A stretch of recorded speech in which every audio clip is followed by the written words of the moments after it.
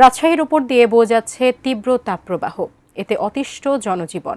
নগরীর আলুপট্টি মোড় থেকে আরও জানাচ্ছেন সহকর্মী বুলবুল হাবিব। বুলবুল, ৩-৪ দিন ধরেই কিন্তু খুব খারাপ একটি অবস্থা যাচ্ছে তাপপ্রবাহে এবং জনজীবন অতিষ্ঠ।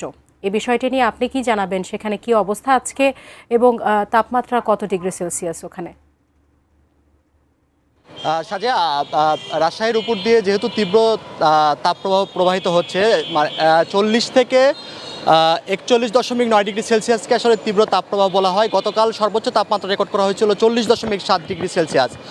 সেই হিসেবে এটা তীব্র তাপপ্রবাহ। এবং আজকেও আমরা আবহাওয়া অফিসে কথা বলে দেখেছি, তারা সকাল 9টায় যেখানে তাপমাত্রা রেকর্ড করা হয়েছে 33.6 ডিগ্রি সেলসিয়াস, সেটা কিন্তু 10টার সময় বেড়ে সেটা 36.6 ডিগ্রি সেলসিয়াস বেড়ে গেছে, অর্থাৎ 3 ডিগ্রি করে বাড়ছে।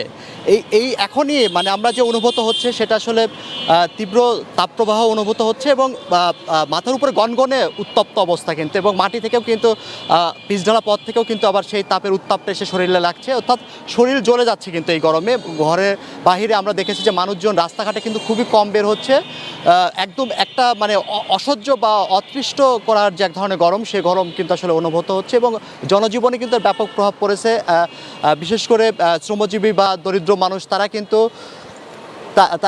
কিন্তু আসলে খুবই কষ্টকর অবস্থায় পার করছেন এবং মানুষজন রাস্তাঘাটে খুবই কম বের হচ্ছে। বলা যায় যে মানুষজন অসুস্থ হয়ে যাচ্ছে এই তীব্র গরমের কারণে।